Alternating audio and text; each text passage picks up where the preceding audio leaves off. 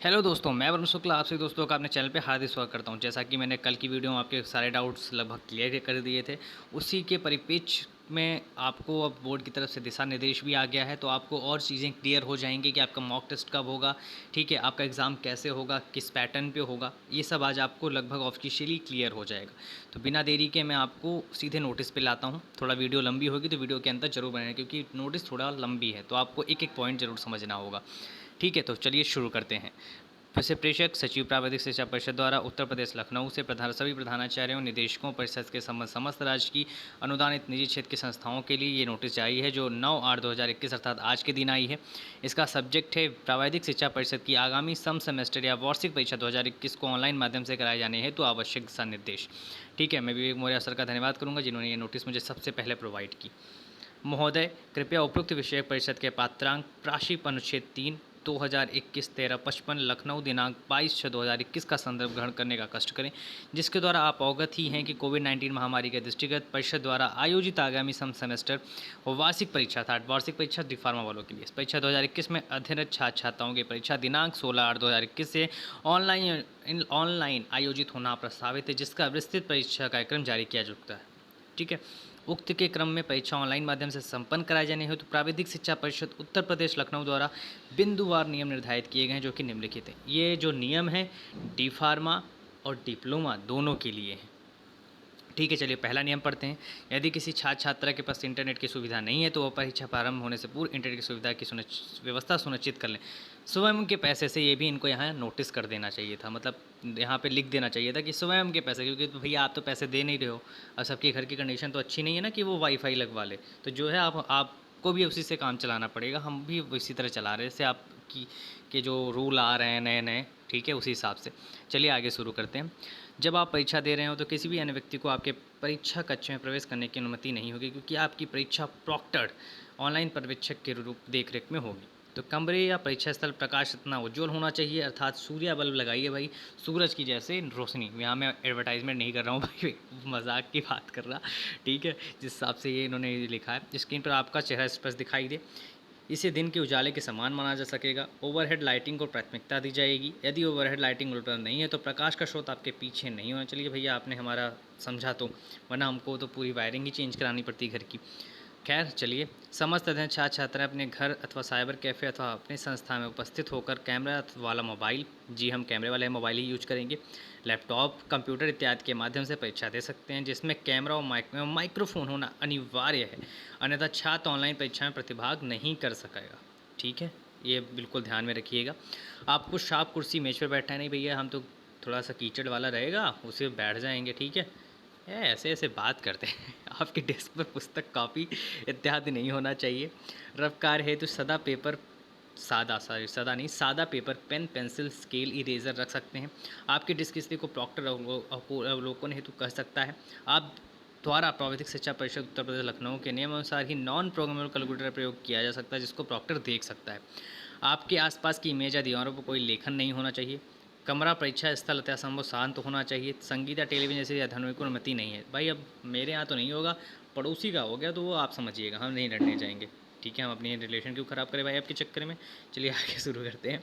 पाँचवा, आपको थर्मल नहीं, फॉर्मल परिधान पहनकर बैठना है, अनुशासित व्यवहार करना है।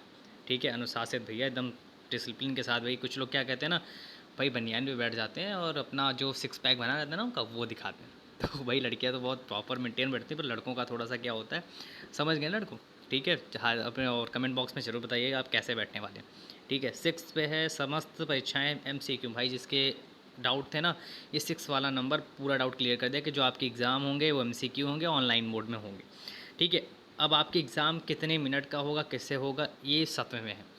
अंतिम वर्ष के छात्रों हैं तो ऑनलाइन परीक्षा के सभी प्रश्न पत्रों में 50 बहुविकल्पी प्रश्न तथा समय 90 मिनट, 1 घंटा 30 मिनट का होगा। इसके अतिरिक्त अंतिम वर्ष को छोड़कर शेष छात्रों हेतु ऑनलाइन परीक्षा के सभी प्रश्न पत्रों में 25 बहुविकल्पी प्रश्न तथा समय 60 मिनट 1 घंटा होगा। प्रश्न पत्रों में कोई नेगेटिव मार्किंग नहीं होगी, याद रखिए कोई नेगेटिव मार्किंग नहीं होगी। तो इसमें मैं थोड़ा जल्दी पढ़े तो याद है, लास्ट ईयर वालों के 50 प्रश्न हो गए, 90 मिनट होगा।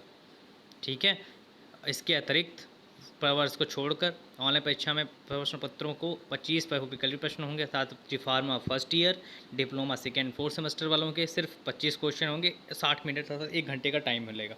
ठीक है, प्रत्येक प्रश्न का सिर्फ एक ही सही उत्तर होगा, ये तो मुझे भी पता है भाई। ऑनलाइन परीक्षा हेतु आपको उचित स्पीड वाला इंटरनेट का प्रयोग करना होगा तथा समस्त परीक्षार्थियों को इंटरनेट की एक वैकल्पिक व्यवस्था अपने स्तर से करनी होगी। किसी भी विषय से बचने के लिए आवश्यक है कि वे उचित इंटरनेट की व्यवस्था तैयार रखें। यदि किसी छात्र का इंटरनेट किसी कारणवश 15 मिनट उससे ज़्यादा देर तक बाधित रहेगा तो इंटरनेट सही होने पर उसे पुनः परीक्षा में शामिल होने तो दिया जाएगा, परंतु ध्यान रहे इसी स्थिति में उसके द्वारा अभी तक जो उसने उत्तर दिए हैं अनुत्तरित प्रश्नों उनके विकल्पों का क्रम परिवर्तित हो सकता है।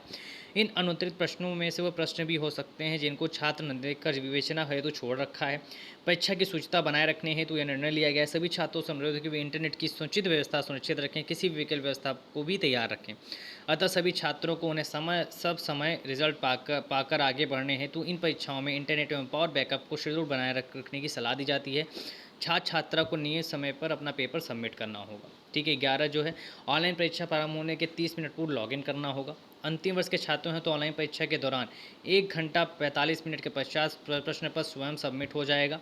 इस अतिरिक्त अंतिम वर्ष को छोड़कर शेष छात्रों हैं तो ऑनलाइन जो मतलब D Pharma first year second fourth semester वाले जो हैं परीक्षा के दौरान 1 घंटा 15 मिनट के पश्चात प्रश्न पत्र स्वतः ही ऑटो सबमिट का प्रावधान रहेगा। इन 15 मिनट में आपको किसी भी प्रश्न पत्र का उत्तर नहीं दिया जाएगा। ठीक है, आप इस जो ये 15 मिनट का टाइम है इसमें आपको कोई प्रश्न पत्र उत्तर नहीं दे सकते।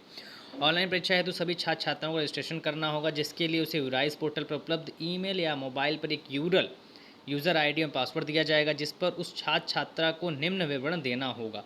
सॉफ्टवेयर द्वारा प्रत्येक छात्रा का 4 से 5 बार फोटोग्राफ क्लिक हो करेगा, जिसका परिषद के अभिलेखों द्वारा मिलान कराया जाएगा। उसके फोटोग्राफ को संस्था में वेरीफाई कराना जा सकता है। छात्रा को अपनी आईडी भी सबमिट करनी होगी, साथ ही उसका मोबाइल नंबर ईमेल आईडी भी उसे सत्यापित करना होगा। छात्रा को एडमिट कार्ड दिखाई देगा, जिसमें यदि कोई त्रुटि होती है तो उसे वहीं पर दिए गए स्थान पर अवगत करा सकेगा। इसी प्रक्रिया के दौरान छात्रा मॉक टेस्ट भी दे सकेगा। ठीक है, शीघ्र इसी प्रक्रिया में जहाँ फोटो आईडी वगैरह अपन सबमिट करेंगे ना, उस प्रक्रिया में आपको मॉक टेस्ट भी दे सकेगा। समस्त छात्रों को अपना मोबाइल नंबर और ईमेल आईडी क्रियाशील अवस्था में अपडेट रखना होगा, ताकि ऑनलाइन परीक्षा से संबंधित सूचना समय छात्राओं को प्राप्त हो सके। समस्त छात्राओं का पंजीकरण जिन्होंने परीक्षा आवेदन पत्र भरा है निम्न समय सारणी के अनुसार संपन्न कराया जाएगा। तो देखिए 12 से 15 तक में जो केवल सेमेस्टर अंतिम सेमेस्टर जिनका मॉक टेस्ट जिसे एक तरह से कह लीजिए, जिसमें आपका रजिस्ट्रेशन होगा और आपका मॉक टेस्ट होगा, केवल अंतिम सेमेस्टर मतलब वो डिफार्मा लास्ट ईयर और डिप्लोमा लास्ट ईयर अर्थात 6 सेमेस्टर वाले उनका जो रजिस्ट्रेशन है वो 12 से 15 के बीच में होगा। तो कृपया आप लोग, जैसा कि मैंने कहा था कि 12 से 15 के बीच में पहले भी मैंने कह दिया था कल की वीडियो में, उसी में 12 से 15 तक आप लोग किसी भी अवस्था में आप अपना यूराइज आप अपडेट मेरे साथ रहें। जैसे ही कुछ अपडेट आती है मैं आपको बताता हूँ। आपको 12 से 15 में ठीक है पंजीकरण के लिए अपने आपके में आप फ़ोन में पंजीकरण के लिए मैसेज आ जाएगा। तो कृपया आप सतर्क रहें, 12 से 15 के बीच में अपना फ़ोन कहीं और ना रखें, अपने पास ही रखें, क्योंकि उसमें आपके पास मैसेज आएगा कि आपको रजिस्ट्रेशन करना है। प्रॉपर मेंटेन रहिएगा, फ़ोटो अच्छे से क्लिक करें, आईडी वगैरह की फ़ोटो अच्छे से क्लिक करके पोस्ट कीजिएगा। ठीक है, और मॉक टेस्ट अच्छे से दीजिएगा। ठीक है, जो वार्षिक परीक्षा केवल फार्मेसी अंतिम वर्ष एवं टूल एंड मोल्ड मेकिंग के समस्त छात्रा हैं।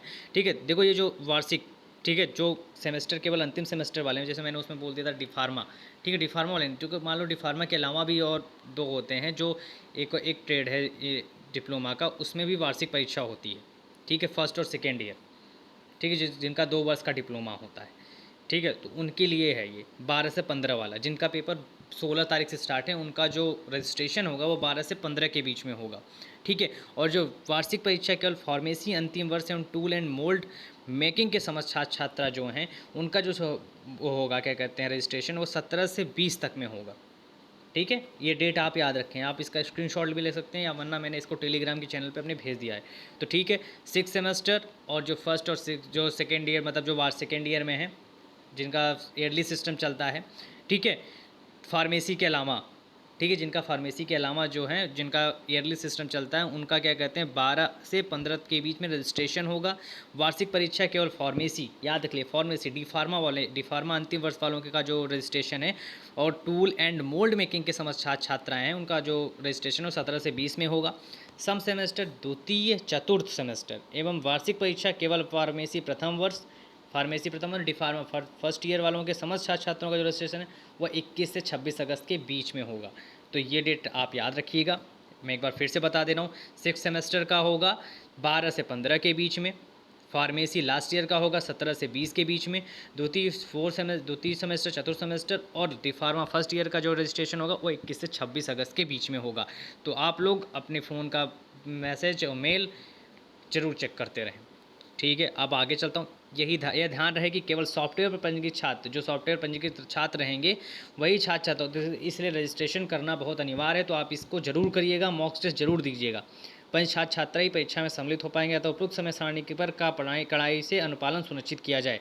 ऑनलाइन परीक्षा में सभी परीक्षार्थियों द्वारा प्रतिभाग करना अनिवार्य है। परीक्षा में प्रतिभाग न करने की स्थिति में परीक्षा परिणाम में विलंब, अंतिम वर्ष के छात्रों को डिप्लोमा प्राप्त करने में विलंब या गैर अंतिम वर्ष छात्रों के आगामी सेमेस्टर पठन पाठक इत्यादि बाधित होगा। तो भाई अब आप ही लेट कर रहे हैं, हम जैसे बच्चे क्या कर सकते हैं? बोर्ड की गलती है, इतना लेट एग्ज़ाम करा रहा है, तो इसमें आपकी गलती है ना। जिस हिसाब से आप बोल रहे हो कि ये विलम्ब हो जाएगा, तो आपको ये पहले भी सोचना था। खैर मैं आगे चलता हूँ क्योंकि वीडियो बहुत लंबी हो रही है। किसी प्रकार की तकनीकी समस्या है तो हेल्प डेस्क की स्थापना की जाएगी, जिस पर संपर्क कर सहायता प्राप्त की जा सकती है। ठीक है, एक हेल्प डेस्क होगी जहाँ आप अपनी सहायता प्राप्त कर सकते हैं। हेल्प डेस्क का संपर्क सूत्र परीक्षा है तो प्रयुक्त सॉफ्टवेयर पर उपलब्ध करा दिया जाएगा। आपका सॉफ्टवेयर जिस पे आप एग्जाम देंगे वहाँ पे उपलब्ध रहेगा अगर आपको कोई भी दिक्कत आती है। कृपया ध्यान दें कि आप पर संपूर्ण परीक्षा के दौरान प्रॉक्टर्स द्वारा निगरानी रखी जाएगी। आपको कोई भी गतिविधि जो परीक्षा की सुनिश्चितता को बाधित करती है उस प्रॉक्टर द्वारा परिषद को सूचित कर दिया जाएगा, जिससे आप पर प्राविधिक शिक्षा परिषद उत्तर प्रदेश लखनऊ के यूएफएम के नियमों के तहत कार्रवाई की जा सकेगी। अगर आपको कोई परेशानी होती है तो आप प्रॉक्टर से लिखित चैट द्वारा संपर्क कर सकते हैं। हाँ भाई, हम चैटिंग के लिए बैठे ना, इतना टाइम है हमारे पास। खैर छोड़ो। अतः आपसे अनुरोध है कि तदनुसार हेतु होते हुए अपने संस्था में अध्ययन समस्त छात्र छात्राओं को अनिवार्य रूप से सूचित करने का कष्ट करें। साथ ही ये सुनिश्चित हो लें कि आपकी संस्था में अध्ययन समस्त छात्र छात्राओं ने उपयुक्त प्रक्रिया समय से ससमय पूर्ण कर ली है। भवदीय सुनील कुमार सोनकर, सचिव। ठीक है, उसी के आपको दिखा देता हूँ, वही सब जोन वगैरह दिखाया है। स्टूडेंट लॉगिन क्या करना है, दिशा निर्देश पोर्टल स्टूडेंट लॉगिन में प्रतिष्ठित करने का कष्ट करें। ठीक है, यही सब है। तो आपको लगभग मुझे लगता है गाइडलाइन समझ में आ गई होगी। अगर अब भी कोई आपके डाउट बचे हैं तो आप मुझे पर्सनल व्हाट्सएप कर सकते हैं, टेलीग्राम पे ज्वाइन होकर वहाँ भी मुझसे कम पूछ सकते हैं।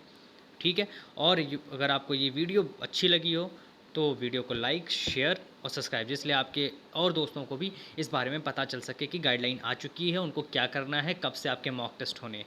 ठीक है, इसी के साथ मैं अपनी वाणी को विराम देता हूँ। जय हिंद, शुभ रात्रि।